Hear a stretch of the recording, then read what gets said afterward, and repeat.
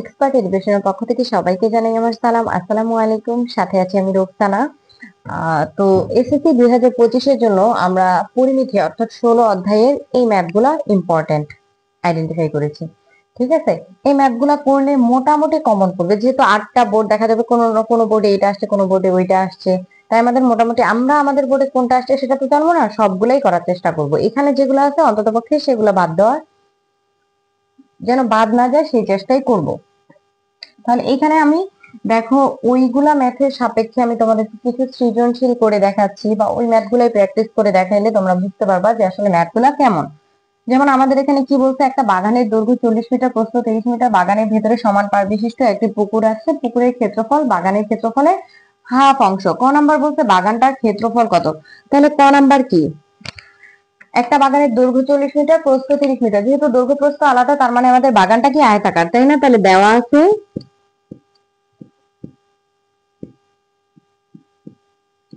বাগানের দৈর্ঘ্য কত, 40 মিটার, বাগানের প্রস্থ 30 মিটার, অতএব বাগানের ক্ষেত্রফল কি হবে, দৈর্ঘ্য ইন্টু প্রস্থ। তাহলে কত, 40 গুণন 30 সমান কত, 1200 মিটার স্কয়ার। এটাই আমাদের ক নাম্বারের আনসার। ঠিক আছে, তাহলে আমাদের যেহেতু বাগানের ক্ষেত্রফল চাইছে, দৈর্ঘ্য প্রস্থ দিয়ে আমরা ক্ষেত্রফল বের করে ফেলবো। তোমরা তো সূত্র জানোই যে আয়তের সূত্র কি। তারপর পুকুরের দৈর্ঘ্য ও প্রস্থ চাইছে আমাদের। ক নাম্বারে বাগানের ক্ষেত্রফল চাইছিল, খ নাম্বারে বলছে পুকুরের দৈর্ঘ্য ও প্রস্থ। তাহলে পুকুরের ইনফরমেশন গুলো আমাদের দিয়ে দিছে। আমরা তাহলে এখানে কত পাইলাম, খতে কিন্তু আমাদের লাগবে যে পুকুরের ক্ষেত্রফলটা কত। তাহলে পুকুরের দৈর্ঘ্য ও প্রস্থ কত, আমরা বাগানের দৈর্ঘ্য পড়ছি 40 মিটার, প্রস্থ 30 মিটার, বাগানের ভিতরে সমান পার বিশিষ্ট একটি পুকুর আছে। তাহলে খ নাম্বার, ধরি পুকুরের পাড়ের দৈর্ঘ্য কত,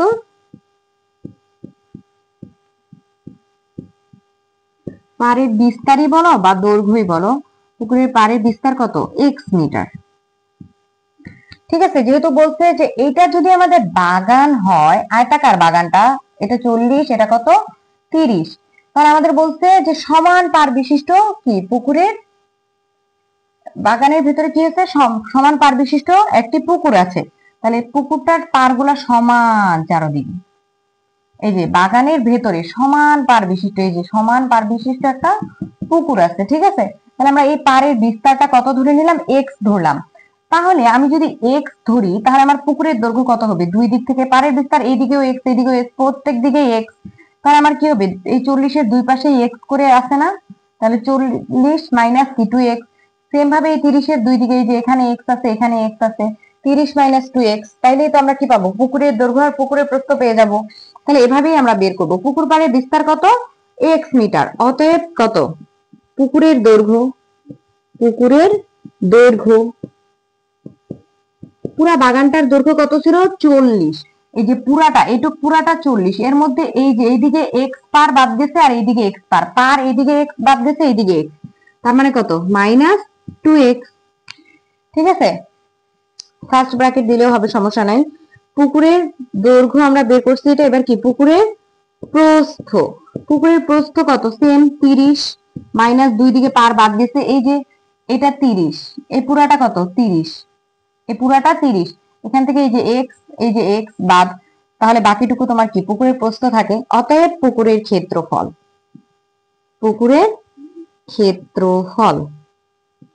তাহলে পুকুরের ক্ষেত্রফল আমাদের কত আসবে, দৈর্ঘ্য ইন্টু প্রস্থ। আমরা ফার্স্ট ব্র্যাকেট দিয়ে লিখে ফেলি, সমস্যা নাই, মাইনাস 2x ইন্টু 30 মাইনাস কত 2x, এটা কি পুকুরের ক্ষেত্রফল। এখন দেখো পুকুরের ক্ষেত্রফলের ইনফরমেশন কিন্তু আমাদের বলছে যে পুকুরের ক্ষেত্রফল বাগানের ক্ষেত্রফলের হাফ অংশ।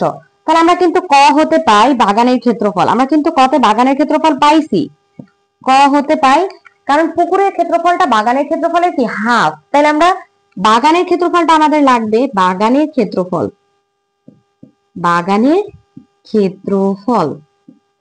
সমান কত, 1200 মিটার স্কয়ার। এটা আমরা কতে পাইছি, তাহলে অতএব পুকুরের ক্ষেত্রফল, আমি চিত্রটা মিশায় দিচ্ছি। অতএব কত? পুকুরের ক্ষেত্রফল,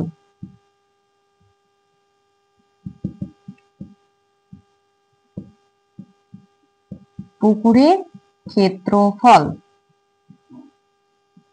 তাহলে পুকুরের ক্ষেত্রফল কত? বাগানের ক্ষেত্রফল, এই যে বাগানের ক্ষেত্রফল এর, বাগানের ক্ষেত্রফলটা দেখলাম এর কি হাফ অংশ, এর মানে কি গুণ, তাই তো? তাহলে আমাদের এটা কত হয়? 600। তার মানে পুকুরের ক্ষেত্রফল আমাদের 600 মিটার স্কয়ার। তাহলে প্রশ্ন মতে এইখানে আমাদের কত? 600 আমরা পুকুরের ক্ষেত্রফল পাইছি, আর এইখানে আমরা পুকুরের ক্ষেত্রফল কত পাইছি? এইটা। তাহলে এই মানটা সমান ওইটা।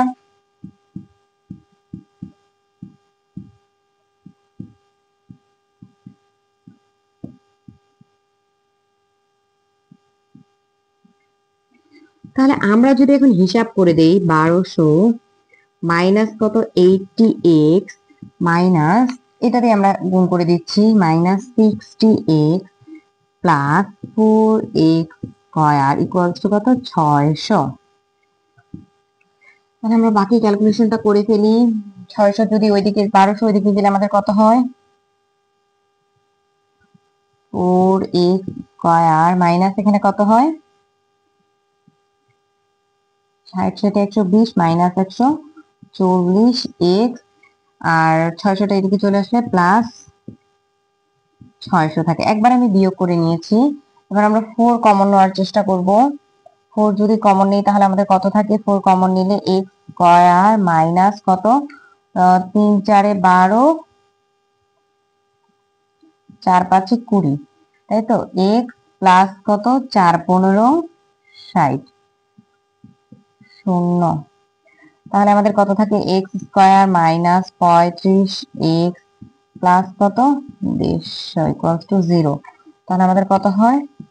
x স্কয়ার মিডল টার্ম করব, 30x মাইনাস 5x প্লাস কত? 150।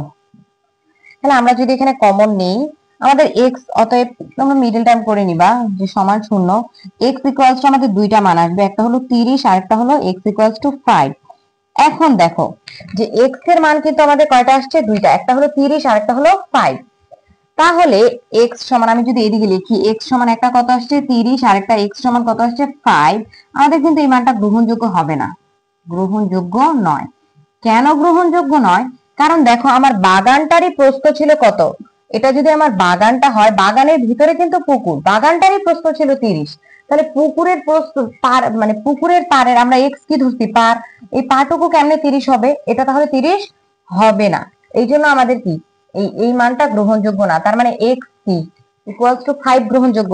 এবার এক্স এর মানটা যদি আমি কোথায় এখানে বসায় দিই, পুকুরের দৈর্ঘ্য পাবো, আর এক্স এর মানটা যদি এখানে বসায় দিই তাহলে পুকুরের প্রস্থ পেয়ে যাব। তাহলে অতএব পুকুরের দৈর্ঘ্য, পুকুরের দৈর্ঘ্য কত? 40 মাইনাস 2 ইন্টু কত? 5, তাহলে কত হয়? 30 মিটার। সেম ভাবে পুকুরের প্রস্থ 30 মাইনাস 2 ইন্টু 5, তাহলে কত? 20 মিটার। তাহলে এটাই হলো আমার খ নাম্বারের আনসার। ঠিক আছে, এরপরে আমরা করব গ নাম্বার। গ নাম্বার হলো 16.1 এর 5 নাম্বার ম্যাথটা। আমাদের 16.1 থেকে 5 নাম্বার ম্যাথটাই মোস্ট ইম্পর্টেন্ট, তো আমরা এটাই করার চেষ্টা করব। দেখো এখানে কি বলছে? বলছে একটা সমবাহু ত্রিভুজের প্রত্যেক বাহুর দৈর্ঘ্য 2 মিটার বাড়ানো হলে, ধরলাম যে এটা একটা সমবাহু ত্রিভুজ ছিল, এর প্রত্যেক বাহুর দৈর্ঘ্য 2 মিটার করে বাড়াইছে, এটাও 2 মিটার বাড়াইছে, এটাও 2 মিটার বাড়াইছে, তাহলে এটা তো অটোমেটিক্যালি 2 মিটার, মানে অটোমেটিক্যালি বেড়ে যাবে, তাই না? তাহলে প্রত্যেক বাহুর দৈর্ঘ্য 2 মিটার বাড়ালে ক্ষেত্রফল এত মিটার বেড়ে যায়। ত্রিভুজটির বাহুর দৈর্ঘ্য নির্ণয় করো। ধরলাম যে প্রথম ত্রিভুজটা এটা ছিল, তারপরে ত্রিভুজটা এই যে 2 মিটার 2 মিটার করে বাড়ানোর কারণে এই যে বাহিরেরটা হইছে। তাহলে এখন আমরা লিখে নিই গ নাম্বার। ধরি সমবাহু ত্রিভুজের বাহুর দৈর্ঘ্য কত? এ। কারণ প্রত্যেক বাহুর দৈর্ঘ্য যেহেতু 2 মিটার করে বাড়াইছে, তাহলে আমি প্রিভিয়াস মানে আগেরটার এ ধরে নেই। ধরি সমবাহু ত্রিভুজের বাহুর দৈর্ঘ্য এ।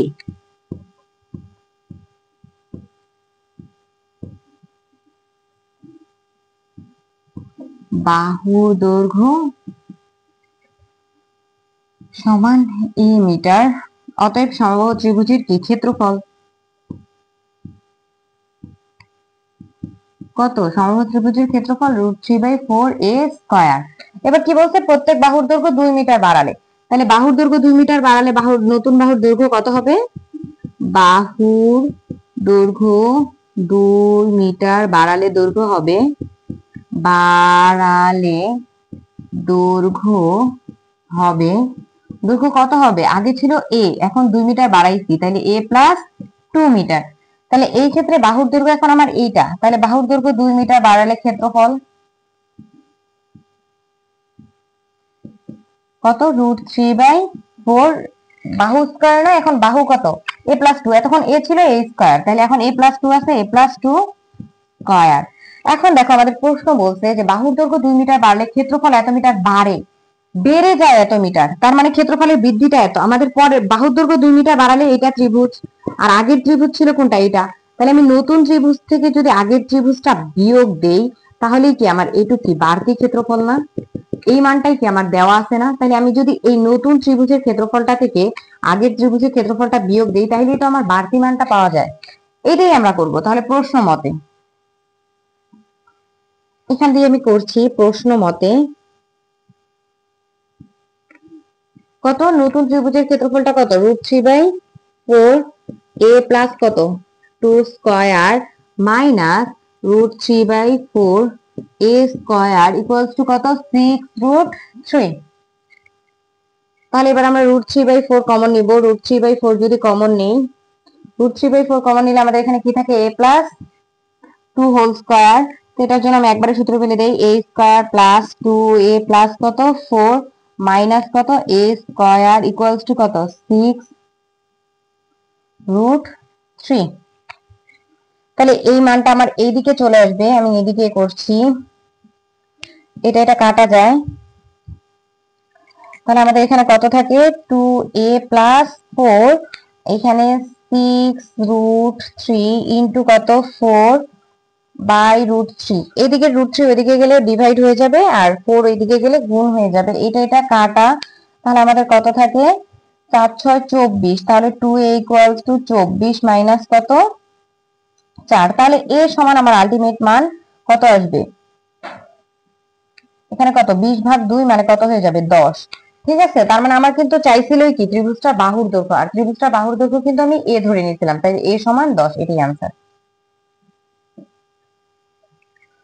এটা আমাদের একটা সৃজনশীল, আমরা ওইরকম আরো কয়েকটা করব।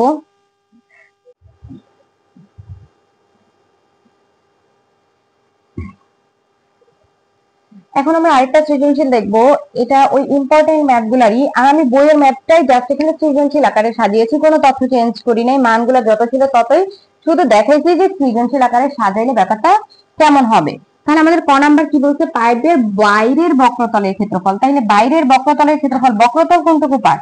এই যে এই উপরের আর নিচের এইটুকু বাদ দিয়ে বাকি যে ঘোরানো অংশটা থাকে সেটাই হলো বক্রতল। তাহলে পাইপের বক্রতলের ক্ষেত্রফলের সূত্র কি? 2πr/h। যেহেতু বাইরেরটা চাইছে, তাই আমাদের বাইরের ব্যাসার্ধ ধরতে হবে। তাহলে আমরা লিখি, ক দেওয়া আছে পাইপটার উচ্চতা,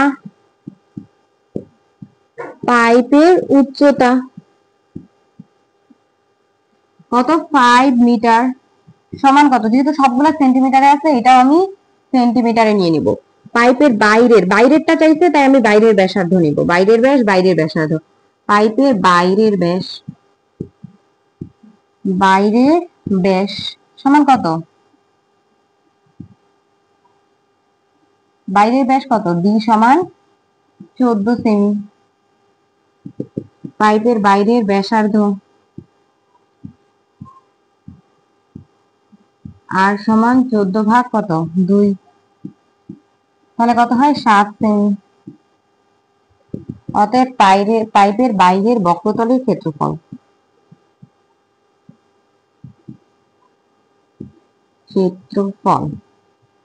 তাহলে বাইরের জন্য 2πr/h। আমরা সবগুলো তথ্যই বাইরে নিব। তাহলে 2 পাই এর মান কত? 3.1416 ইন্টু আর কত? 7 ইন্টু h কত? 500।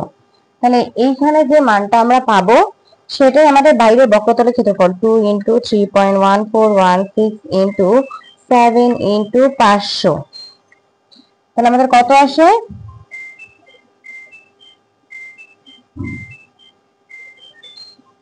Centimetre square. এটাই আনসার। ঠিক আছে, এটাই হলো আমাদের পাইপের বাইরের বক্রতলের ক্ষেত্রফল। এরপর আমাদেরকে বলেছে 1 ঘন সেমি লোহার ওজন 7.2 গ্রাম হলে পাইপটির ওজন কত?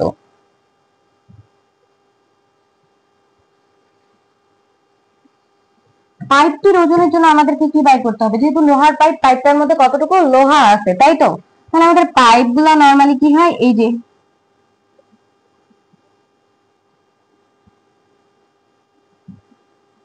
এরকম হয়। তাহলে আমরা যদি দেখি যে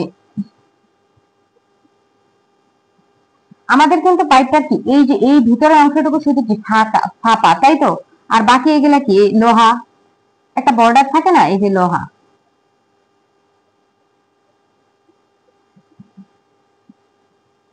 এটাই নলটা, মানে ফাঁপা অংশটা, ঠিক আছে? ভিতরের এগুলা অংশ কি লোহা।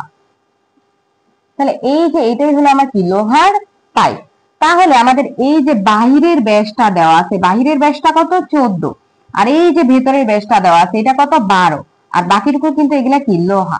ঠিক আছে, তাহলে আমাদের কাছে চাইছে যে পাইপটার ওজন কত। পাইপটার ওজন মানে আমার পাইপে কতটুকু লোহা আছে সেটার ওজন বের করতে হবে। পাইপে লোহা কতটুকু আছে, আমি যদি পুরো বাইরেরটার আয়তন বের করি, সেখান থেকে ভিতরের ফাঁপা অংশের কি আয়তন বের করে, তাহলে পুরো বাইরেরটা থেকে ভিতরের ফাঁপা অংশের আয়তনটা কি করি, বিয়োগ দেই, তাহলেই তো আমি লোহাটুকু পাবো নাকি? তাহলে আমার 1 ঘন সেমি লোহার ওজন দেওয়া আছে, তাহলে পুরা লোহার ওজনটা কত আমরা সেটা পেয়ে যাব। তাহলে আমরা করি এটা। খ নাম্বারে কি বলছে, যখন আমি বাইরেরটা বের করব সব বাইরেরই বের করে নিব। দেওয়া আছে, আমরা আবারও লিখে নেই পাইপের উচ্চতা। পাইপের উচ্চতা, যেহেতু উচ্চতা দুইজনের ক্ষেত্রেই সেম, বাইরেরটা বলি ভিতরেরটা বলি, এই জন্য আমি উচ্চতাটা আগে লিখে নিব। বাইরের দিক থেকে উচ্চতা মাপলেও কত 500 সেন্টিমিটার হবে, ভিতরের দিক থেকে মাপলেও 500 সেন্টিমিটার। এবার পাইপের বাইরের ব্যাস,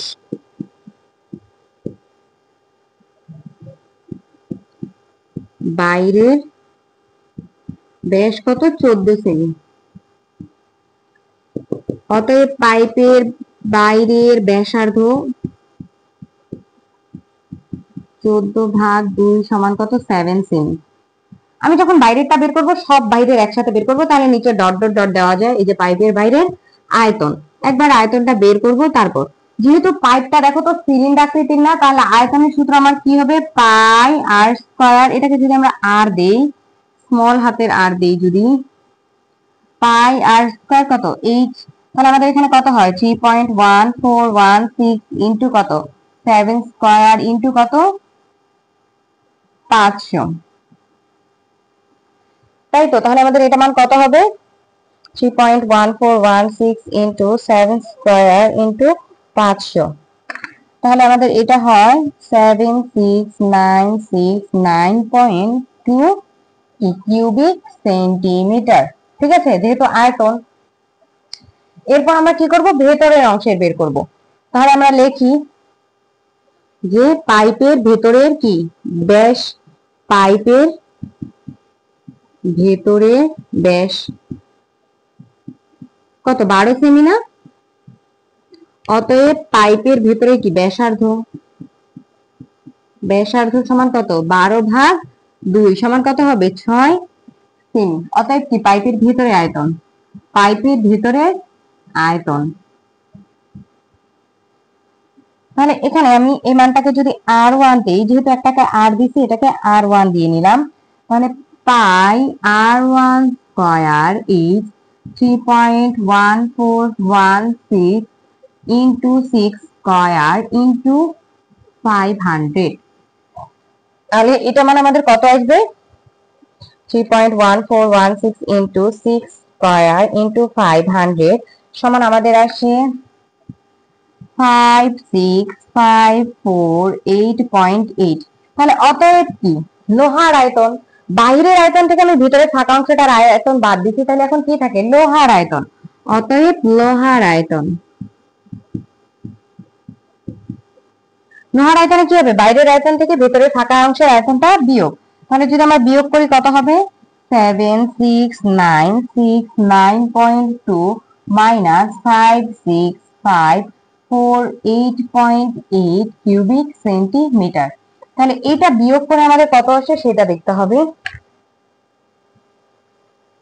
7696.2 মাইনাস 5654.8.8, তাহলে আমাদের আসে 204,204, ঠিক আছে, এত কিউবিক সেন্টিমিটার। তাহলে দেখো আমরা সেন্টিমিটার এই জন্য বের করছি কারণ আমার 1 ঘন সেমি মানে কিউবিক সেন্টিমিটার লোহার ওজনটা দেওয়া আছে। তাহলে আমরা লিখি 1 ঘন সেমি লোহার ওজন, 1 ঘন সেমি লোহার ওজন কত? 7.2 গ্রাম। লোহার ওজন 7.2 গ্রাম, অতএব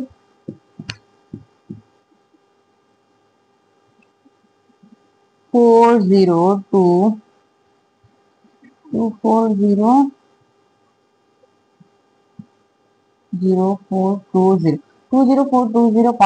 ঘন সেমি লোহার ওজন। তাহলে 7.2 এর সাথে এটা কি হয়ে যাবে? গুণ হয়ে যাবে।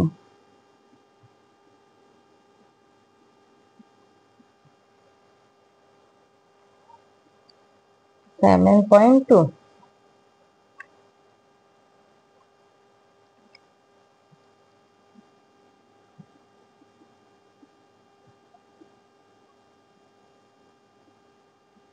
এত গ্রাম, এটাকে কেজি করতে গেলে 1000 দিয়ে ভাগ দিতে হবে, দরকার নেই, এই গ্রামে রাখলেই হবে। তাহলে এই হলো আমাদের খ নাম্বারের ম্যাথটা, ঠিক আছে। এরপরে আমরা করব গ নাম্বার। বলছে ট্রাপিজিয়ামের অপর দুইটা বাহু এত হলে ক্ষেত্রফল কত?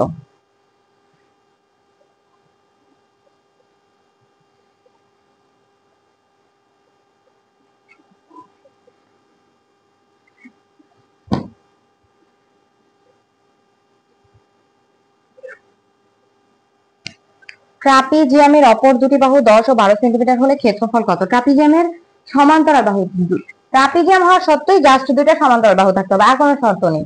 এই যে এরকম দুইটা সমান্তরাল বাহু থাকতে হবে, ঠিক আছে, আর কোনো শর্ত নেই কি সমান হ্যান ত্যান, এগুলো কোনো শর্তই নাই। তাহলে আমরা কি গ নাম্বারে লিখি যে দেওয়া আছে ট্রাপিজিয়ামের সমান্তরাল বাহু দুটার দৈর্ঘ্য কত? 31। আমরা যে চিত্রটা যদি আঁকি, এই তো ট্রাপিজিয়াম নাকি, তাহলে সমান্তরাল বাহু দুটো 31 আর কত, সরি এটা যেহেতু ছোট এটাকে আমরা নিব 11, এটা কত? 31। তারপরে আমরা একটাকে কত নিব? এটাকে নিব 10, এটাকে কত নিব? 12, ঠিক আছে। তাহলে এখন আমরা কি করব, যে নাম দিয়ে দেই যদি এ বি সি ডি। এখন দেখো যে আমরা জানি ট্রাপিজিয়ামের ক্ষেত্রফলের সূত্র কি? সমান্তরাল বাহু দুটার যোগফল ইনটু উচ্চতা।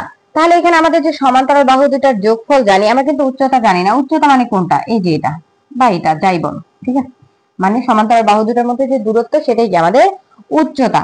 তাহলে এই উচ্চতা আমরা এখন কিভাবে বের করব? এটা বের করার জন্য আমাদের কিছু প্রসেস করতে হবে এই ম্যাথটাতে।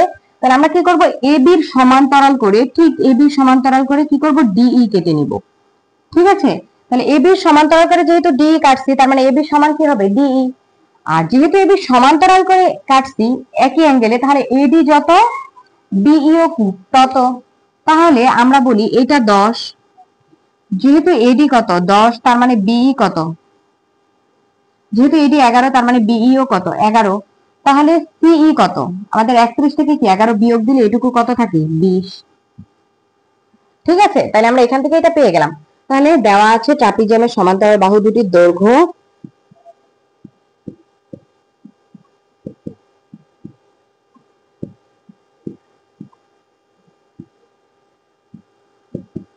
সমান্তরাল বাহু দুটি কত? বাহু দুটি কত? 11 সেমি ও কত? 31 সেমি, তাই তো। ট্রাপিজিয়ামের অপর বাহু দুটি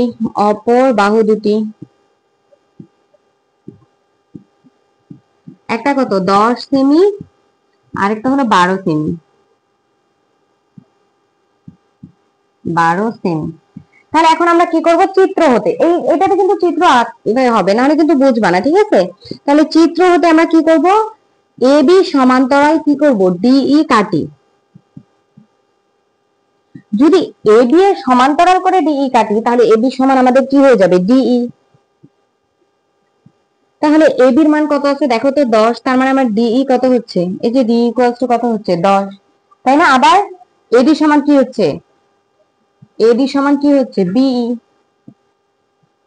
দেখো তো এডি সমান কত দেওয়া আছে, 11। তার মানে বি সমান কত হচ্ছে, 11। অতএব আমরা কি সি বের করতে পারবো না, সি সমান কি, অতএব সি সমান কত, 31 মাইনাস কত, 11। তাহলে আমাদের কত হয়, 20। ঠিক আছে, আমরা এখানে সব যে বাহুগুলো কিভাবে কিভাবে কোনটা পাইছি এটা বের করে নিলাম। এখন আমাদের টার্গেট কি, এই উচ্চতাটা বের করা। আমি যদি এটাকে ডিএফ দিই তাহলে উচ্চতাটা আমি কিভাবে বের করতে পারবো, এটা একটা ত্রিভুজ না, আমরা জানি ত্রিভুজের সূত্র কি, হাফ ইন্টু ভূমি ইন্টু উচ্চতা। তার মানে আমি এখানে ভূমি কিন্তু জানি কত, 20, তাহলে উচ্চতা বের করে ফেলতে পারবো, কিন্তু আমার ত্রিভুজের ক্ষেত্রফলটা জানতে হবে। তাহলে এই ত্রিভুজের ক্ষেত্রফলটা আমি এখানে তিনটা বাহুর মান জানি, তার মানে অর্ধ পরিসীমার সূত্র দিয়ে আমি কি ক্ষেত্রফলটা বের করতে পারবো। তাহলে আমরা লিখি যে ত্রিভুজ সিডিই এর অর্ধ পরিসীমা, অর্ধ পরিসীমা এস ইকুয়ালস টু কত, বাহু তিনটারই যোগফল 10 যোগ 12 যোগ কত, 20 বাই কত, 2। তাহলে আমাদের এটা কত, 42 হয়ে যায় বাই 2 মানে কত, 21। অতএব ত্রিভুজ সিডিই এর কি ক্ষেত্রফল, এই যে ত্রিভুজ সিডিই এর ক্ষেত্রফল, ক্ষেত্রফলের মানটা পাবো, আর এক পাশে হাফ ইন্টু ভূমি ইন্টু উচ্চতা দিয়ে আমরা কি উচ্চতার মান বের করে ফেলবো। তাহলে কত হয়, এখানে রুট ওভার 21 ইন্টু কত, 21 মাইনাস তিনটা বাহু 10, 21 মাইনাস 12, 21 মাইনাস 20। আর এই যে আমরা জানি আবার ত্রিভুজের ক্ষেত্রফল কি, সিডিই এর ক্ষেত্রফল, এটা বদলে আমরা কি বসাইতে পারি, হাফ ইন্টু ভূমি ইন্টু উচ্চতা। অর্থাৎ একটার ক্ষেত্রে আমরা মান বসাচ্ছি, আরেকটার বদলে আমরা কি আমাদের প্রয়োজনীয় জিনিসটা বসাচ্ছি, তাই তো, উচ্চতা। তাহলে হাফ ভূমি কত, ভূমি হলো এখানে 20, উচ্চতা কত, উচ্চতা হলো ডিএফ। তাহলে উচ্চতা যেহেতু আমরা পেয়ে গেছি, তাহলে আমরা এবার বের করে নিই root over 21 into 21 minus 10 into 21 minus 12 into 1। যেহেতু এটা বিয়োগ করলে আমাদের 1 হয়, তাহলে এই মানটা আমাদের কত আসতেছে, 45.596। তাহলে এখানে আমরা ডিএফ বের করে ফেলতে পারবো। অতএব ডিএফ সমান কত, 45.596 ইন্টু কত, 2 ভাগ কত, 20। এই যে ইন্টু 2 ভাগ 20, তাহলে 45.596 ইন্টু 2 ভাগ 20। তাহলে আমাদের এটা কত আসলো, 4.56। ঠিক আছে, উচ্চতা হলো এত সেন্টিমিটার, উচ্চতা আমার চলে আসছে। তাহলে এখন কিন্তু আমরা ট্রাপিজিয়ামের ক্ষেত্রফল বের করে ফেলতে পারবো। অতএব ট্রাপিজিয়ামের ক্ষেত্রফল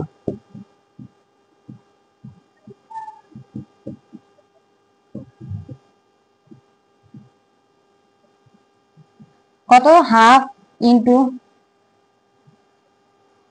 হাফ ইন্টু সমান্তরাল বাহুদ্বয়ের যোগফল 21 প্লাস কত, 31 ইন্টু কত, উচ্চতা, উচ্চতা কত, 4.56, তাই তো। তাহলে এই মানটা ক্যালকুলেশন করে যেটা আসবে সেটাই কি, আমরা যেহেতু সব সেন্টিমিটার নিচ্ছি, সেন্টিমিটার স্কয়ার। ঠিক আছে, তাহলে এটা ক্যালকুলেশন করে আমাদের কত আসবে,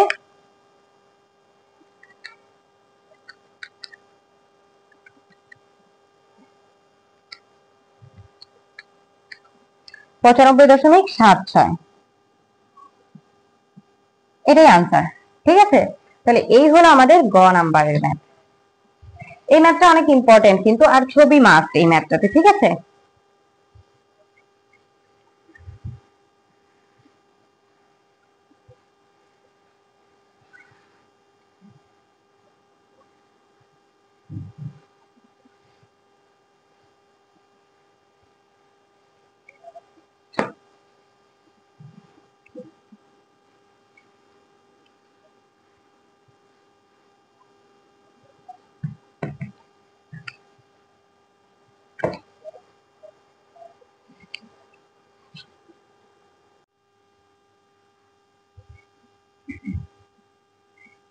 সৃজনশীল বইয়ের ম্যাথগুলো থেকে বানানো, অর্থাৎ ওই ম্যাথগুলোর মধ্যেই আছে।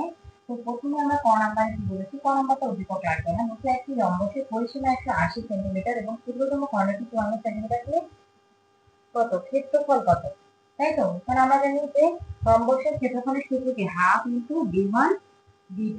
তাহলে d1 d2 কি দুইটা কর্ণের দৈর্ঘ্য, তো আমরা একটা কর্ণের দৈর্ঘ্য জানি, আরেকটা কর্ণের দৈর্ঘ্য জানি না, তো সেটাই আমাদের বের করে নিতে হবে। তাহলে বের করে নিতে পারলেই আমরা ক্ষেত্রফল বের করতে পারবো, তাই তো?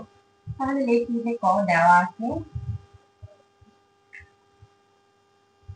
ক দেওয়া আছে রম্বসে। এখন দেখো আমরা এখানে একটা রম্বস যদি আঁকি, পরিসীমা বলতে কি এই যে বাইরে যে চারটা বর্ডার, এই চারটা বর্ডার, আর ক্ষুদ্রতম কর্ণ হলো এইটা, যেটা কত দেওয়া আছে 54 সেমি, তাই তো? আমরা এই যে ব্যাপারটাই দেখবো, রম্বসের পরিসীমা 180 সেমি, রম্বসের ক্ষুদ্রতম কর্ণ, ক্ষুদ্রতম কর্ণ সমান কত 54 সেমি। আমার কাছে চাইছে এই যে এই বৃহৎ কর্ণটা, ঠিক আছে? এই যে এটাও চাইনি, মূলত চাইছে ক্ষেত্রফলটা, কিন্তু ক্ষেত্রফল বের করতে গেলে আমার এই বৃহৎ কর্ণটা লাগবে, হাফ d1 d2। তাহলে আমরা এখান থেকে কি এই যে এই বৃহৎ কর্ণটা বের করতে পারবো। তাহলে আমরা দেখি আগে আমাদের কি এইটা পুরাটার যদি দৈর্ঘ্য বের করতে যাই, তাহলে আমরা এই অর্ধেকটার দৈর্ঘ্য বের করলেই হবে না? অর্ধেকটার দৈর্ঘ্য বের করে আমরা কি করি, সেটাকে যদি 2 গুণ করে দিলেই তো হবে। কারণ একমাত্র রম্বসের কর্ণগুলাই কিন্তু পরস্পরকে সমকোণে সমদ্বিখণ্ডিত করে। এটা এমসিকিউ এর জন্য অনেক ইম্পর্টেন্ট। এই যে দেখো এগুলো এক একটা কোণ কত করে 90 ডিগ্রি করে, এগুলো এক একটা কোণ কত করে 90 ডিগ্রি।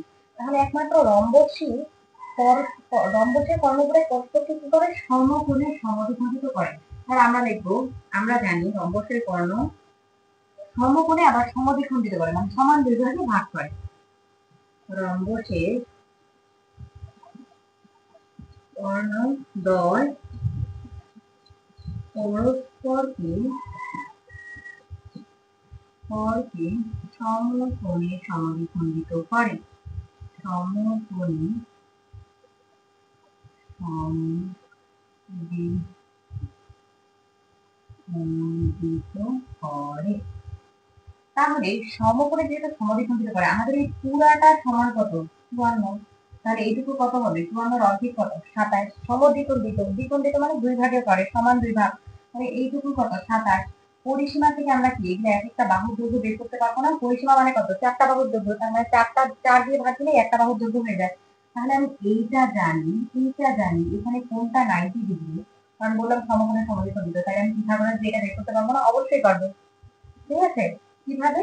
আমরা জানি যে সমকোণের বিপরীত যে বাহুটা থাকে এটা সবচেয়ে বড়, তার মানে এটা কি অতিভুজ, আর এটা কি লম্ব অথবা ভূমি, এদের মধ্যে একটা লম্ব একটা ভূমি। তাহলে আমরা লিখে দেব যে অতএব আমরা যদি এটা নাম দেই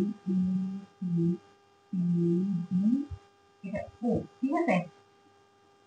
এসি সমান কত 54 সেমি, তাই তো? তাহলে এও সমান কত 54 ভাগ কত 2, তাহলে কত হয়ে যায় 27 সেমি। রম্বসের এক বাহুর দৈর্ঘ্য,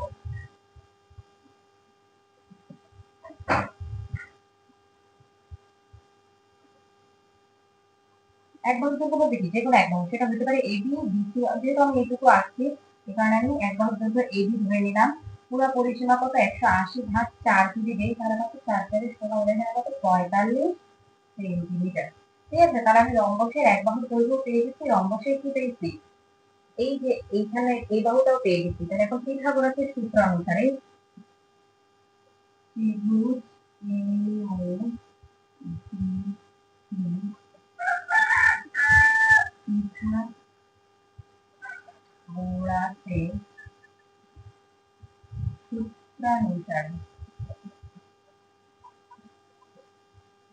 পিথাগোরাসের সূত্রানুসারে কি হবে, এই যে AB square equals to OA square plus কত OB square.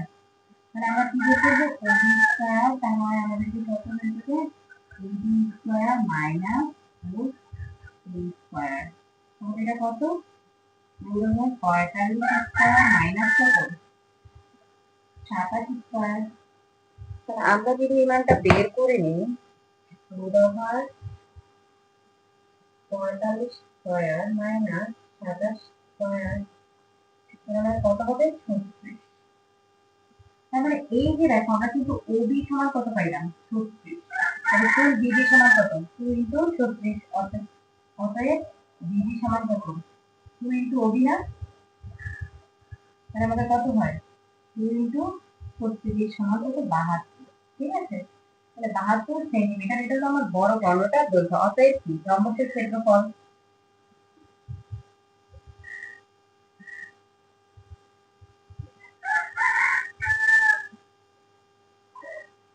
Half into v1 v2, তাহলে হাফ v1 সমান কত? ছোট কর্ণটা কত? 54, আর বড় কর্ণটা কত? 72। তাহলে দেখি আমরা এটা করি।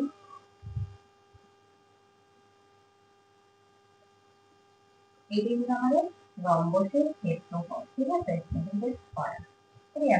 ক নাম্বারে নরমালি এত বড় ম্যাথ আসবে না, কিন্তু আমি জাস্ট ওই ম্যাথগুলো কভার করার জন্য ক নাম্বার একটু বড় দেখে ম্যাথ। এরপরে আমরা করবো খ নাম্বার।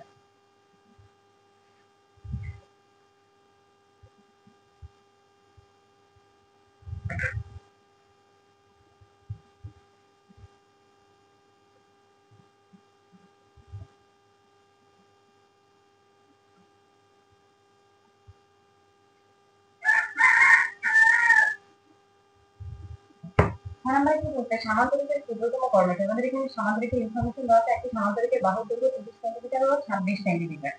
বলতে সামান্তরিকের ক্ষুদ্রতম কর্ণটি 28 সেন্টিমিটার হলো বৃহত্তম কর্ণ। তাহলে আমরা সামান্তরিকের এখানে এঁকে নিই। এটা হলো সামান্তরিক। সামান্তরিকে কি বলছে যে বাহুর দৈর্ঘ্য কত? 30 যেহেতু দৈর্ঘ্য এটা 30 আর কত? 26 সেমি, তাই তো? এরপর কি বলছে? ক্ষুদ্রতম কর্ণ। ক্ষুদ্রতম কর্ণ বলতে কোনটা? এটা। এটা কত বলছে? 28। এটা কত? 28। বৃহত্তম কর্ণ মানে কোনটা? এই যে এটা। এটা আমার কাছে চাইছে। ঠিক আছে, আমরা যদি নাম দিই এ বি সি ডি। এখন দেখো এটা কি বৃহত্তম কর্ণ না? এই কর্ণটা আমি খুব ইজিলি বের করতে পারতাম। এটা অতিভুজ হইতো যদি আমরা এখানে কি এই কোণটা 90 ডিগ্রি থাকতো, পিথাগোরাসের সূত্র দিয়ে বের করে ফেলতে পারতাম না? অবশ্যই পারতাম।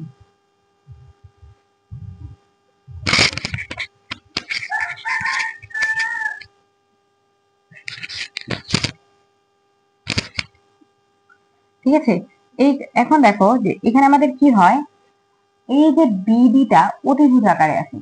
যদি আমাদের এই কোণটা 90 ডিগ্রি হয় তাহলে কিন্তু আমরা পিথাগোরাসের সূত্র দিয়ে বের করে ফেলতে পারি। তাহলে আমরা এই কোণটাকে কি এঁকে নিব যে ডিই লম্ব আঁকি, ডি লম্ব কি ডিসি আঁকি, তাই না? তাহলেই তো আমাদের হয়ে যায়। এখন এখানে যদি আমরা এই যে এটা 90 ডিগ্রি করতে পারি, এটার মান বের করতে পারি, এইটুকু বের করতে পারি, তাহলে এই পুরাটা আর এটা কি, এটা লম্ব এটা ভূমি, অতিভুজ পিথাগোরাস দিয়ে বের করে ফেলবো।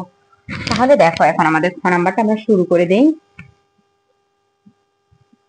দেওয়া আছে সামান্তরিকের বাহু দুটি কত?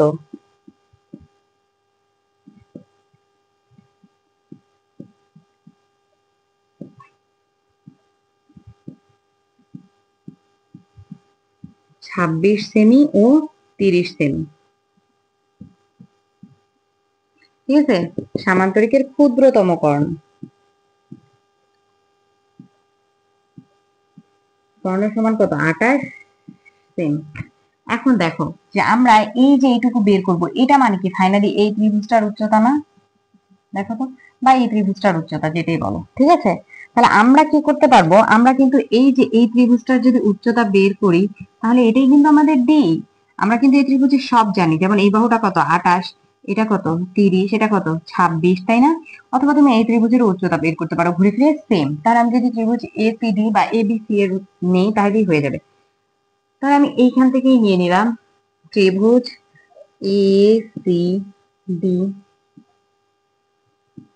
কিভাবে উচ্চতা বের করবো? আমরা এই তিনটা বাহু জানি।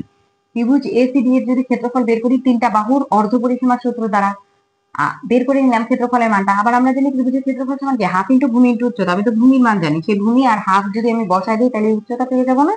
এভাবে ত্রিভুজ এ সি ডি এর আগে কি বের করে নিতে হবে? ক্ষেত্রফলের জন্য অর্ধ পরিসীমা।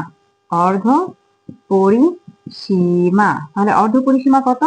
দেখো তো, 30 যোগ 26 যোগ 28। ভাগ কত 2। তাহলে এখানে আমাদের এটা মান কত আসবে? 30 যোগ 26 যোগ 28 ভাগ 2 42। তাহলে অতএব ত্রিভুজ ACD এর কি ক্ষেত্রফল কত হবে? √42 ইন্টু 42 মাইনাস 30, 42 মাইনাস 26, 42 মাইনাস 28। দেখো √42 ইন্টু 42 মাইনাস 30, 42 মাইনাস 26, 42 মাইনাস 28। তাহলে আমাদের এই মানটা আসে 336। ঠিক আছে, তারপর আমরা জানি ত্রিভুজ এসিডি এর ক্ষেত্রফলের জায়গায় আমরা কি লিখতে পারি? হাফ ইন্টু ভূমি ইন্টু কত উচ্চতা লিখতে পারি না? এখানে ক্ষেত্রফলের সূত্র দিয়ে মান বের করলাম, এখানে হাফ ইন্টু ভূমি ইন্টু উচ্চতা লিখলাম। তাহলে হাফ ভূমি কত? ভূমি হলো 30, উচ্চতা কত? এই ডিটাই উচ্চতা না? তাহলে ডিই। ঠিক আছে, এখানে কত? 336। অতএব ডি সমান 36 ইন্টু কত 2 ভাগ কত 30, 22.4। এই মানটা আমার কত আসছে? 22.4। তাহলে এই কোণটা 90 ডিগ্রি। আমি এই যে ত্রিভুজ CDE নিয়ে সি বের করে ফেলতে পারবো না পিথাগোরাসের সাহায্যে? তাহলে ত্রিভুজ CDE এ আমরা কি লিখতে পারি? পিথাগোরাসের সূত্র CD স্কয়ার। এটা যেহেতু অতিভুজ, সমকোণের বিপরীত বাহুটা সবসময় কি হয়? অতিভুজ হয়। CD স্কয়ার ইকুয়ালস টু কত? CE স্কয়ার প্লাস কত DE স্কয়ার। তাহলে CE সমান আমরা কত বলতে পারি? CE সমান √ কত CD square minus DE square. তাহলে দেখো আমরা যদি এই মানটা CD সমান আমরা কত পেয়েছি? CD সমান আমাদের 26, C সমান আমাদের কত? 22, D সমান 22.4 স্কয়ার। তাহলে √26 স্কয়ার মাইনাস 22.4 স্কয়ার, এটা কত? C সমান 13.2, 13.2। তাহলে দেখো আমি কিন্তু C সমান পেয়ে গেলাম কত? 13.2। এবার কিন্তু আমরা এই যে এই পুরাটা কি ত্রিভুজ BDE যদি নেই, তাহলে আমি এই উপরে করছি ত্রিভুজ BDE এ আমাদের কি হয় বলতো? BD স্কয়ার সমান আমাদের কি হয়? DE স্কয়ার প্লাস কত BE স্কয়ার না? এই বিই মানে কিন্তু কত? বিসি প্লাস সিই। বিই মানে কত? বিসি প্লাস, তাহলে আমরা যদি এখানে দেখি বিই মানে কত? বিসি প্লাস সিই। বিসি কত ছিল? 30, সিই কত? 13.2। তাহলে এটা কত? 43.2। তাহলে এই মানগুলো যদি এখন আমি এখানে বসায় দিই, তাহলে তো আমাদের বিডি হয়ে যাবে, তাই না? বিডি সমান কত? ডিই আমরা কত পাইছি? 22.4 স্কয়ার প্লাস এটা কত? 43.2 স্কয়ার। তাহলেই তো হয়ে যায় √22.4 স্কয়ার প্লাস 43.2 স্কয়ার। আমাদের এটা কত আসছে? 48.66। তাহলে এইটাই কিন্তু আমার বৃহত্তর কর্ণ। ঠিক আছে, এইটাই। এখানে আমাদের এই বাহুর সাথে জাস্ট এইটুক যোগ করে নিতে হয়েছে, আর এটা মান বের করে আমাদের সমকোণ করে নিতে হয়েছে। কারণ আমরা তো স্থূলকোণের ক্ষেত্রে কি কোনো অতিভুজ বের করার সূত্র জানি না, এই কারণে আমাকে পিথাগোরাস করে নিয়ে করতে হয়েছে। তাহলে এইটারই দেখো আমাদের যখন বড় কর্ণের মান দেওয়া থাকে, ছোট কর্ণের মানটা বের করতে হয়। এটা আমি একটু এখানেই দেখাই দিই, অনেক সময় তোমাদের উল্টাটা আসে।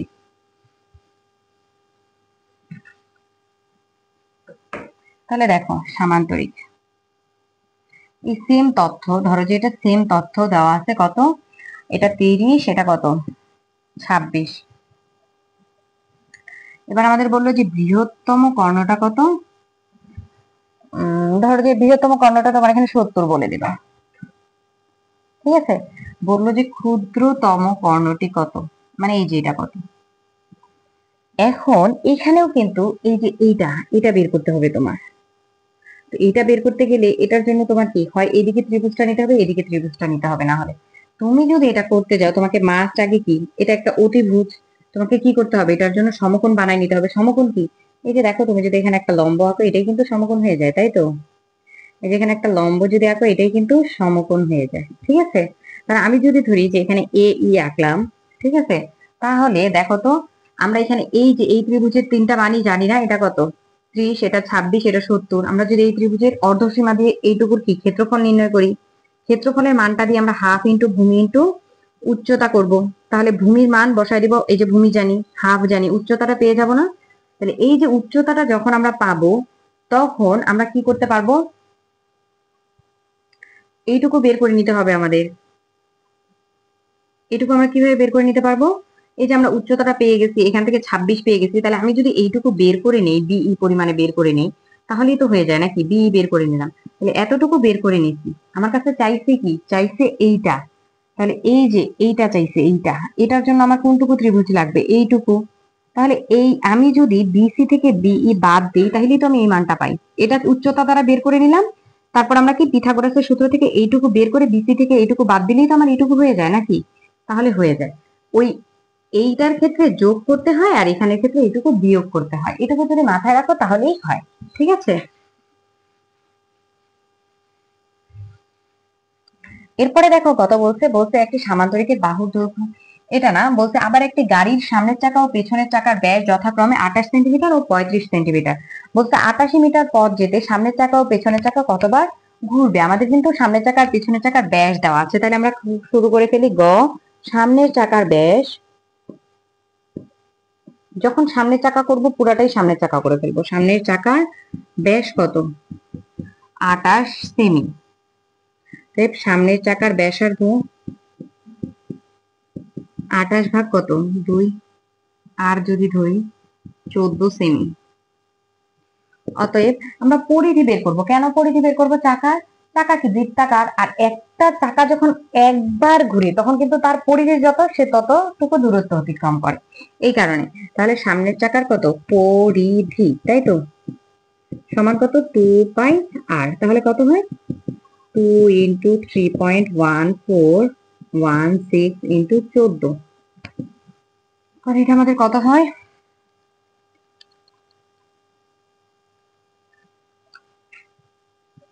87.96। তাহলে সামনের চাকা একবার কি হয়,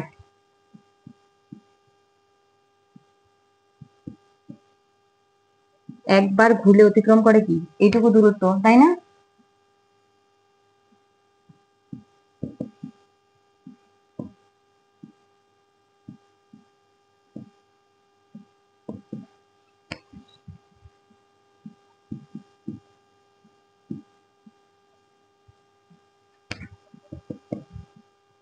দেখো আমাদের এখানে মিটারে আছে, বাট এটা সেন্টিমিটারে আছে, তোমরা এটাকেও সেন্টিমিটার করে নিবা। 88 মিটার সমান কত, আমরা যদি 100 দিয়ে গুণ দিয়ে দিই, অর্থাৎ দুইটা শূন্য যোগ হবে, এত সেন্টিমিটার যাওয়ার জন্য অতিক্রম করে। তাহলে কি হয়ে যাবে, যেহেতু বেশি পথ যাবে, তাহলে কি হবে, গুণ হবে।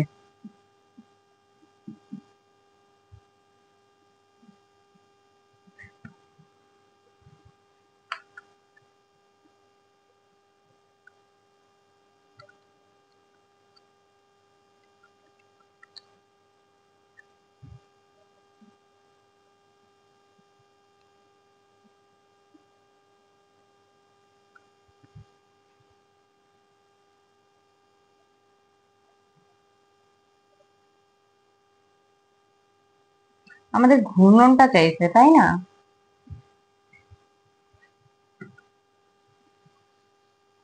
তাহলে আমরা কি করব,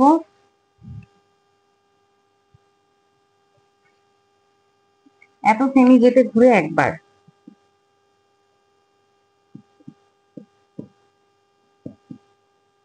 যেতে সামনের চাকা ঘুরে একবার, ঘুরে একবার। অতএব কত, 88 মিটারটাকে সেন্টিমিটার করে নিব, মিটার বা 88 × 100 সেন্টিমিটার যেতে সামনের চাকা ঘুরবে কত, কি হয়ে যাবে, 1 × কত,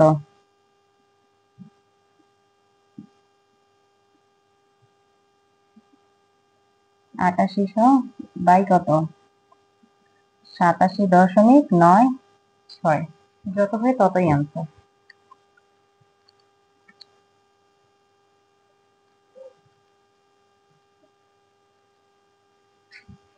তাহলে কত হয়, 100.045।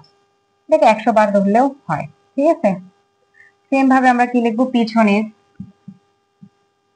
পিছনের চাকার কি, এই যে এই বরাবর লিখে ফেলতেছি, পিছনের চাকার ব্যাস কত, 35 সেমি।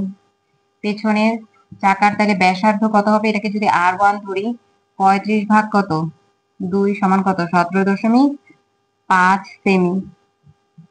অতএব পেছনের চাকার পরিধি কত, 2πr1, 2πr1 সমান কত, 2 ইন্টু 3.1416 ইন্টু কত, 17.5, 2 ইন্টু 3.1416 ইন্টু 17.5, তাহলে এটা কত হয়ে যায়, 109.956, ঠিক আছে। এতটুকু পরিধি, তাই তো। তাহলে আমরা এটাকে এখন কি লিখতে পারি, যে পেছনের চাকা একবার এত সেন্টিমিটার যেতে, এগুলো কি সব সেন্টিমিটার, 109.956 সেমি যেতে পেছনের চাকা ঘুরে কত, ঘুরে একবার, তাই না। যেহেতু এটা পরিধি, পরিধি সমান কি, দূরত্ব একবার ঘুরলে অতিক্রম করে, অতএব কত, 8800 সেন্টিমিটার, মিটারটাকে সেন্টিমিটার করে নিলাম, তাহলে কত হবে উপরে, 8800 বা 8800 নিচে 109.956 ভাগ 109.956 যদি করি, তাহলে আমাদের এখানে কত হয়, 80.03। এখানে 80 ধরে নিলেও হবে। অতএব কি, বেশি ঘুরে, কে বেশি ঘুরে, সামনের চাকা।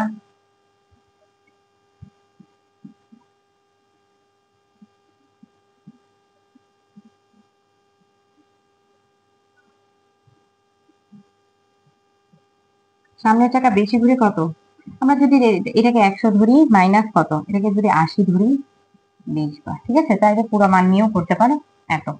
তাহলে এই হলো আমাদের গ নাম্বারের আনসার এখানের ক্ষেত্রে।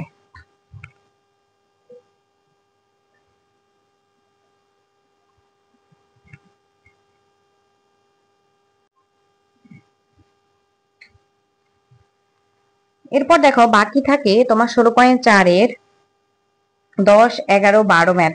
এরকম টাইপের ম্যাথ করানো হয়নি, তো এগুলো আমি আলাদা করে আর সৃজনশীল বানাচ্ছি না, আমি জাস্ট দেখাই দিচ্ছি। 10 নম্বর ম্যাথে কি বলছে, একটি আয়তাকার ঘনবস্তু 48 বর্গমিটার ভূমির উপর দণ্ডায়মান, এর উচ্চতা 3 মিটার এবং কর্ণ 13 মিটার। আয়তাকার ঘনবস্তুর দৈর্ঘ্য আর প্রস্থ নির্ণয় করো। আয়তাকার ঘনবস্তু, তাই তো, অনেকটা বক্সের মতন হয়,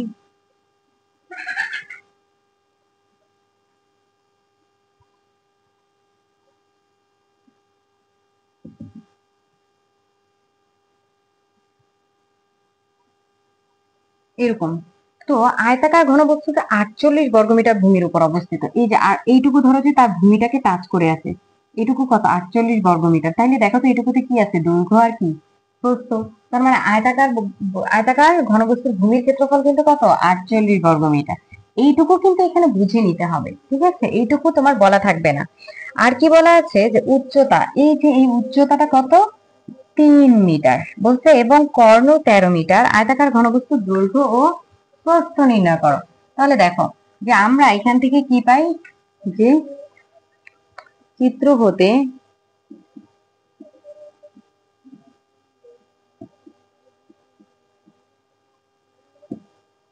এটা যদি একটু নিচে লিখি,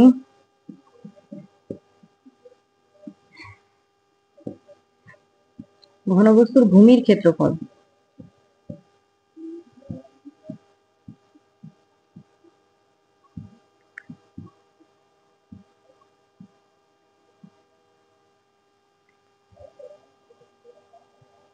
ক্ষেত্রফল কত, 48 মিটার স্কয়ার।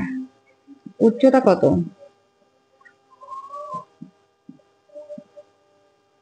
কর্ণ কর্ণ সমান কত দেওয়া আছে? 48, সরি, কর্ণ সমান দেওয়া আছে 13 মিটার।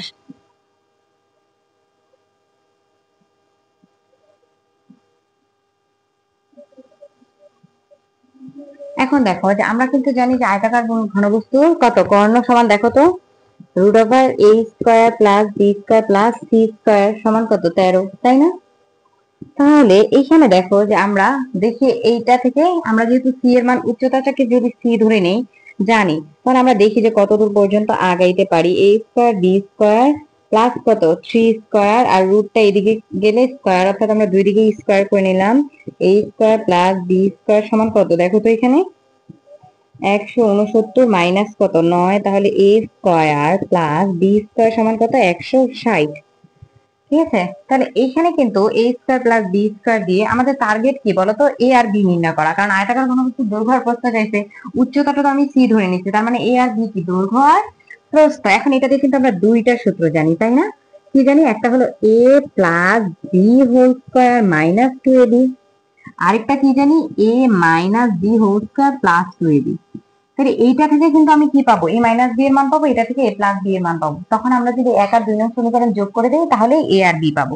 ঠিক আছে, তাহলে এখানে দেখো যে আমরা কিন্তু বলছি আয়তাকার ঘনবস্তু ভূমির ক্ষেত্রফল। ভূমির দেখো এটা কিন্তু দৈর্ঘ্য এ, এই যে এটা কি? প্রস্থ না?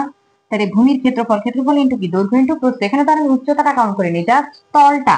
তাহলে এইখানে তুমি চাইলে এই এ বি রেখাটা লিখে নিতে পারো।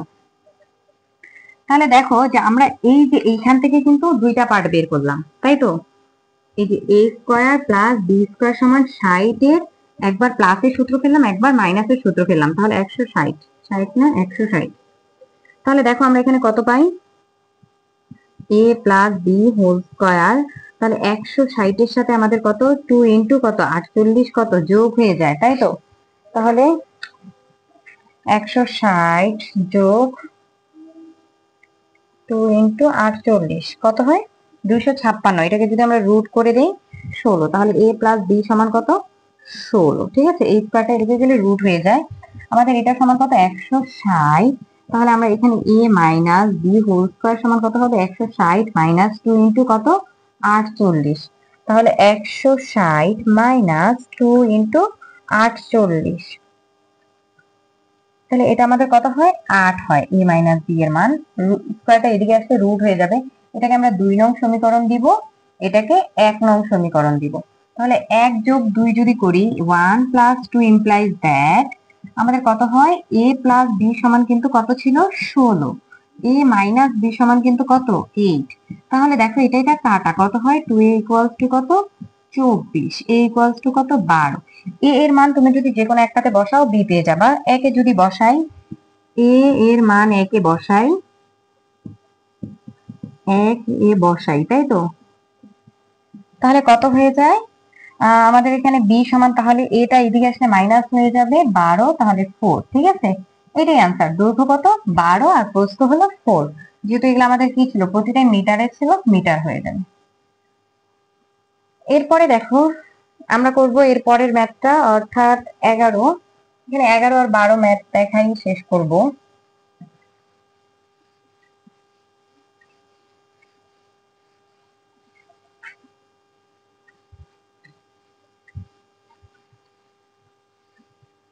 দেখো 11 নম্বর ম্যাথে কি বলছে? বলছে যে একটি আয়তাকার কাঠের বাক্সের বাইরের মাপের দৈর্ঘ্য 8 সেন্টিমিটার, 6 সেন্টিমিটার ও 4 সেন্টিমিটার। সেম কাঠের বক্স যেহেতু বলছে এরকম। এখানে একটা জিনিস মাথায় রাখবা, যদি আমাদের বক্স বলে আমরা সেটাকে ঢাকনা সহই কাউন্ট করব। যদি ঢাকনা সহ বলে দেয় ভালো, না বলে দিলেও ঢাকনা সহ কাউন্ট করবো। আর যদি বলে ঢাকনা ছাড়া তাহলে তো কথা নেই, তাহলে ঢাকনা ছাড়া কাউন্ট করবো। ঠিক আছে, কাঠ যেহেতু, কাঠের তক্তা, তাই তো? এই যে এরকম ব্যাপার, বর্ডার হিসাবে কিন্তু কিছুটা বাদ যাবে, কাঠটা মোটা থাকবে না। তাই আমাদের কিন্তু বাইরের মাপটা বলে দিচ্ছে, এই যে এগুলা বর্ডার, কিন্তু ভিতরে আসলে জায়গা কতটুকু, এই যে এইটুকু। ঠিক আছে, তার মানে তোমার দুই পাশে তক্তা চলে যাচ্ছে, এই দুই পাশেও যাচ্ছে, নিচে তো একটা তক্তা যাচ্ছে, উপরেও যাচ্ছে, তার মানে এই বর্ডার গুলো হিসাবে কিন্তু আমার বাদ দিতে হবে দুই সাইড করে, দৈর্ঘ্যের জন্য দুই সাইড, প্রস্থের জন্য দুই সাইড, উচ্চতার জন্য দুই সাইড, তল আর ঢাকনা। ঠিক আছে, তাহলে দেখো এখানে দেওয়া আছে আয়তাকার বাক্সের কত, আমি এত কিছু লিখছি না, শর্টে দেখাচ্ছে যেহেতু বড় হয়ে যাচ্ছে। এটা কি? বাইরের দৈর্ঘ্য। বাইরের দৈর্ঘ্য কত 8, বাইরের প্রস্থ কত 6, বাইরের উচ্চতা কত 4, তাই তো। কিন্তু আমার দেখো বলছে যে আয়তাকার এর সব ভেতরের সম্পূর্ণ পৃষ্ঠের ক্ষেত্রফল, ওরা যেটা বলছে আমরাও সেটা বের করবো। ওরা কি বলছে ভেতরের সম্পূর্ণ পৃষ্ঠের ক্ষেত্রফলের মান বলছে, তাহলে আমি ভেতরের সম্পূর্ণ পৃষ্ঠের ক্ষেত্রফলের সমীকরণ বের করবো। ওরা যেটা বলে দিবে আমি আমার সেটা বের করবো, তাইলে প্রশ্ন মতো এটা সমান ওটা লিখতে পারবো। তাহলে দেখো ধরি কাঠের পুরুত্ব, ধরি কাঠের পুরুত্ব, ওরা চাইছে কি ম্যাথে কাঠের পুরুত্ব চাইছে, তাই না। তাহলে কাঠের পুরুত্ব সমান কত এক্স সমান এক্স, এগুলা কিসে দেওয়া আছে মানগুলা সেন্টিমিটারে, আমরাও সেন্টিমিটারে নিয়ে নিব এক্স সেন্টিমিটার। অতএব কি ভেতরের দৈর্ঘ্য, ভেতরের দৈর্ঘ্য দেখো তো এই কাঠের বাক্সের কি দুইটা দৈর্ঘ্য আছে না, এই যে দুইটা দৈর্ঘ্য, এই যে এটা একটা দৈর্ঘ্য এটা একটা দৈর্ঘ্য, দুই বরাবরই কাটে কি এক্স সেন্টিমিটার করে খায় ফেলবে না। তাহলে 8 মাইনাস কত 2x, ঠিক আছে। সেম ভাবে ভেতরের প্রস্থ দুইটা, এই যে একটা এই যে একটা প্রস্থ, তাহলে কত 6 মাইনাস 2x। তারপর সেম ভাবে ভিতরে উচ্চতা, নিচের তলা উপরে ঢাকনা, ঢাকনা ছাড়া যদি বলে তাহলে কিন্তু একটা এক্স বিয়োগ দিতে হবে, যখনই বলবে ঢাকনা ছাড়া তখনই কিন্তু একটা এক্স, কিন্তু এখানে কিছু বলে নাই মানে ঢাকনা সহই। তাহলে এখন আমরা জানি যে কি বলছে, যে আয়তাকার কাঠের ভেতরের সম্পূর্ণ পৃষ্ঠের ক্ষেত্রফল, তাহলে আমরা ভেতরের সম্পূর্ণ পৃষ্ঠের ক্ষেত্রফল কি জানি,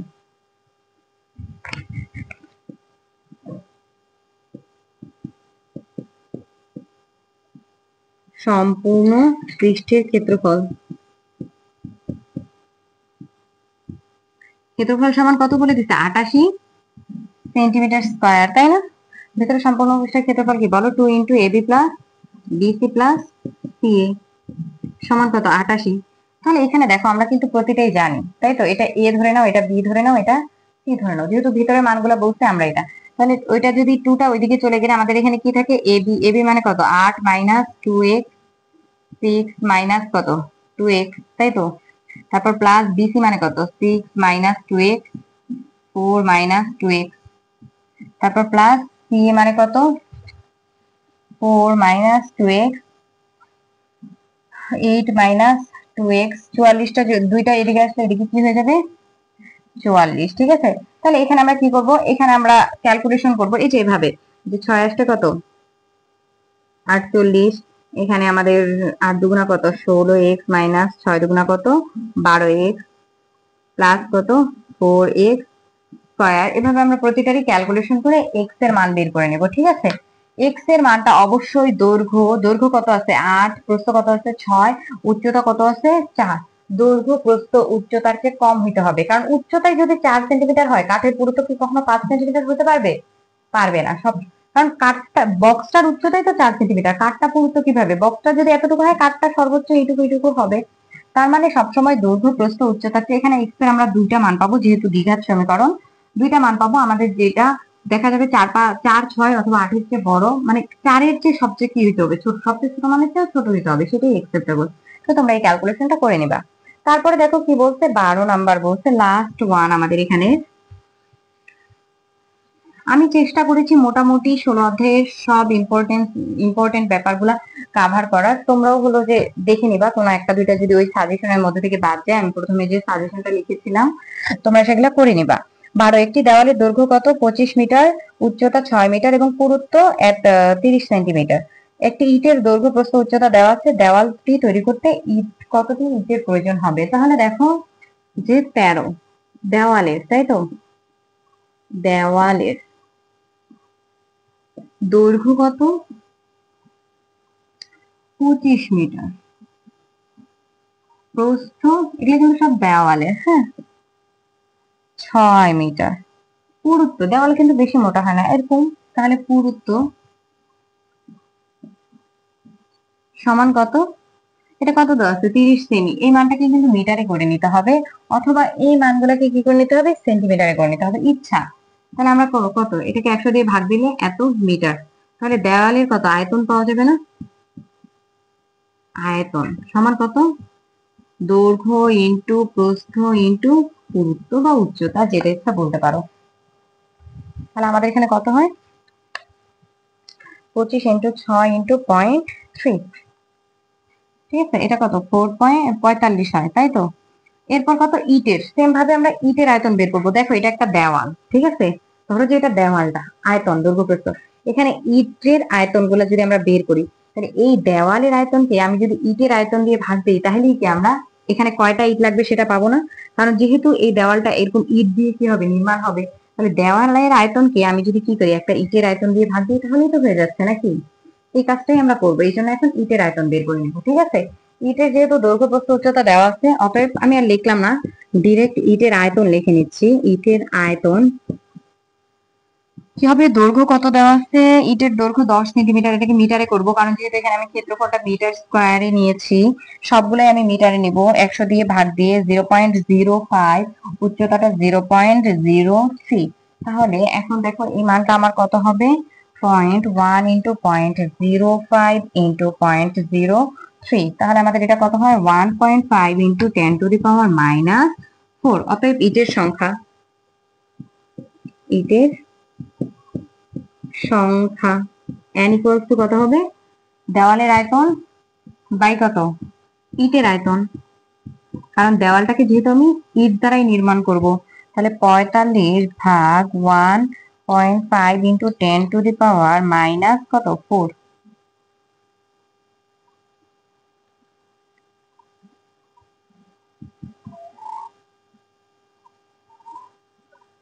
3 লক্ষ ইট লাগবে, ঠিক আছে, এটাই আনসার।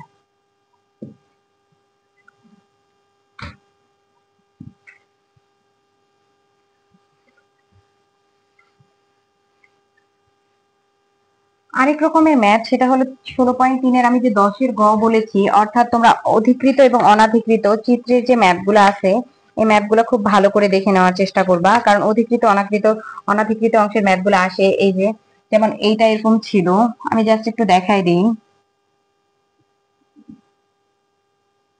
আমার বৃত্তটা হয় নাই, ঠিক আছে। তাহলে এখানে কিন্তু আমাদের এটা কি বলছে, 12 সেন্টিমিটার। 12 সেন্টিমিটার বলতে কোনটা, এটা, ঠিক আছে। এক বাহুর দৈর্ঘ্য, এটা বর্গ ছিল, বর্গের মধ্যে বৃত্ত আছে 12 সেন্টিমিটার। তাহলে এই যে দেখো বর্গের যে বাহুটা, এইটাই কিন্তু আমাদের কি, বৃত্তের ব্যাস, ঠিক আছে। তাহলে বর্গের এক বাহুর দৈর্ঘ্য মানে ক্ষেত্রফল কত, 12 স্কয়ার 144। আর এই যে এটাই কিন্তু দেখো তো, এই যে এইটা যত, এটাও তত না, তাহলে এটা কিন্তু বৃত্তের ব্যাস। ব্যাসার্ধ বের করতে পারবা, সেখান থেকে পাই আর স্কয়ার দিয়ে ক্ষেত্রফল বের করে এই বর্গের ক্ষেত্রফল থেকে বৃত্তের ক্ষেত্র বিয়োগ দিলেই তো অনধিকৃত অংশ হয় নাকি, বা কালো অংশটা হয়। আবার অনেক সময় কি দেখা যায় যে বৃত্তের ভিতরে বর্গ দেয়, কি দেয়, বৃত্তের ভেতরে বর্গ দেয়। এখানে বলে যে এই যে এই পার্টগুলার কি ক্ষেত্রফল বের করতে। সেই ক্ষেত্রে তোমরা একটা জিনিস দেখবা, এখানে কিন্তু বৃত্তের যে ব্যাস, এটা কিন্তু বর্গের কর্ণ। দেখো তো, এই যে বর্গের কর্ণটা কত, বৃত্তের ব্যাস না? তাহলে বৃত্তের ব্যাস যদি তোমাকে ব্যাসার্ধ যদি বলে 6, তাহলে ব্যাস কত হবে, 12, তাই তো। তাহলে এইটাই কি বর্গের কর্ণ। তাহলে বর্গের কর্ণ সমান আমরা কত জানি, √2a। তাহলে a সমান বের করে ফেলা যাবে না, a মানে কত, বাহুর দৈর্ঘ্য।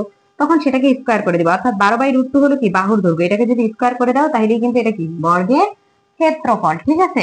এইভাবে আমরা এখানে অনধিকৃত অংশের ম্যাথ গুলা করবো, এগুলাকে কিন্তু আসে যে অনধিকৃত অংশে ইট বসাইতে কতটা ইট লাগবে। তুমি যদি আয়তন অথবা অনধিকৃত অংশের ক্ষেত্রফল বের করতে পারো, সেটাকে ইটের ক্ষেত্রফল দিয়ে ভাগ দিলেই কিন্তু তোমার ইটের সংখ্যা চলে আসে। এরপরে আমাদের আরেক রকমের ম্যাথ আছে, সেটা হলো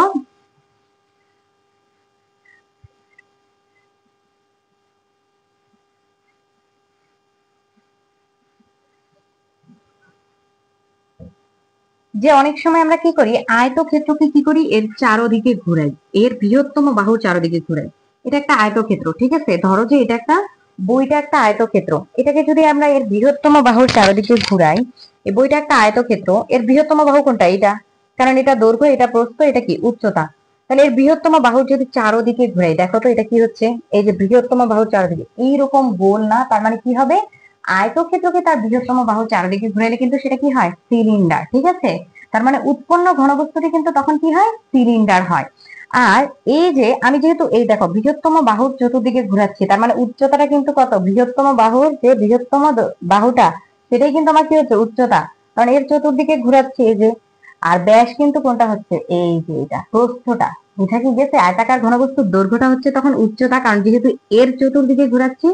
এই যে তুমি বইটা নিয়ে বা পরীক্ষার হলে খাতাটা নিয়ে যদি কল্পনা করো, আর এই প্রস্থটা কিন্তু তখন কি হয়, সেই সিলিন্ডারের কি হয়ে যায়, ব্যাসার্ধ হয়ে যায়।